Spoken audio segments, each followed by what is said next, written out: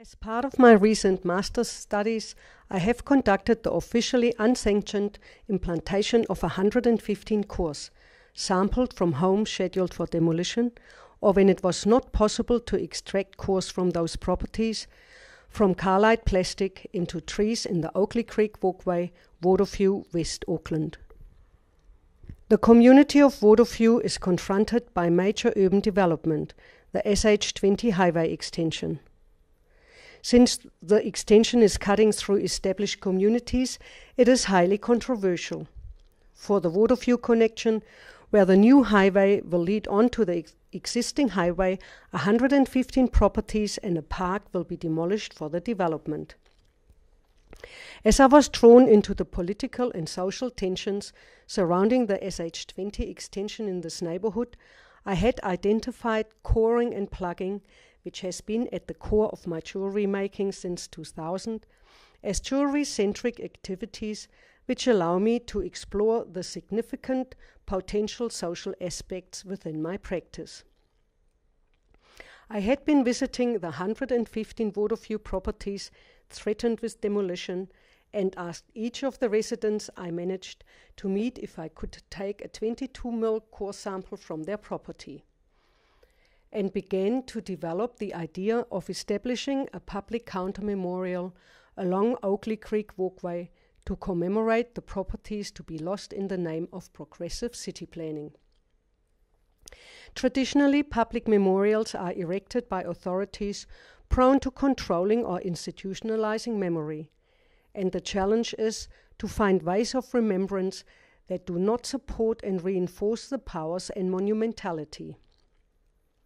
James E. Young, professor of English and Judaic Studies at the University of Massachusetts, describes the counter-memorial as the unheroic monument that disappears instead of standing for all time, that is built into the ground instead of above it, that returns the burden of memory to those who come looking for it. I have created a commemorative walk along Oakley Creek, running exactly the length of and parallel to the stretch of homes to be demolished on the opposite side of Great North Road. For each of the properties to be destroyed, I have implanted either the core sample acquired through my fieldwork or a core sample from carlite plastic acquired from West Auckland car wreckers. This intervention causes no harm to the tree. Instead, the bark closes over the implant and heals completely with time, just leaving a scar. An oyster, annoyed by a grain of sand in its shell, covers the intruder with nacre to ease the irritation, and by doing so it produces something precious, a pearl. The tree, also a living organism, metaphorically performs a similar action. Rather than using precious silver or gold, I use the skin of each tree to frame these cores. By encapsulating the implant, the tree transforms itself into a piece of memorial jewellery. Holding its memento safely and discreetly close to its heart, it now acts as a locket. The trail of trees has been activated as a keepsake of community memory and might be understood as public jewellery. I decided to operate undercover and excluded official publicity and sanction by any authorities to maintain the status of the project as a counter-memorial for ordinary people who had their ordinary homes demolished for a monumental highway extension. The cores are of diminutive scale, placed at various heights into the tree trunks. The signifiers for remembering need to be sought out. Focusing attention on minuscule scale slows our perception of time and induces a contemplative state of mind, an intense involvement, an intimate experience. Certainly not an experience we would have looking at a large public sculpture. I have applied processes and technologies typically employed in my jewellery making within the less conventional setting of a public walkway.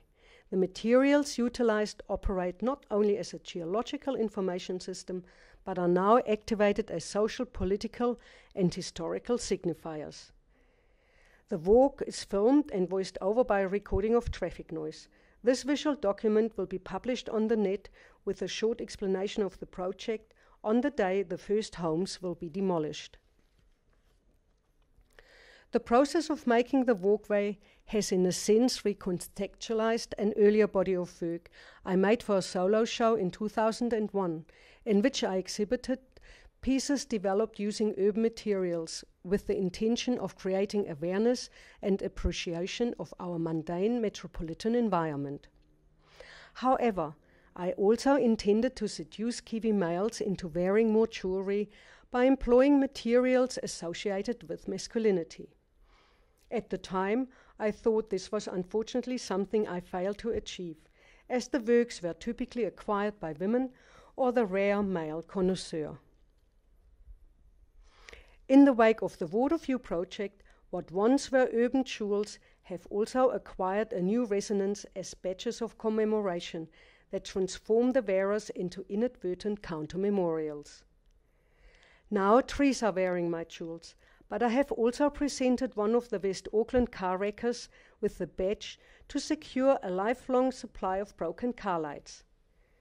Perhaps, ironically, I have actually achieved on some level what I earlier set out to, which is monumental social change, altering the relationship of jewellery to the male body. On a broader scale, the Waterview project has affirmed for me that I can utilize jewellery processes for exploring social context and, rather than being limited to a vision of an object relating to one individual, for relating to an entire social body.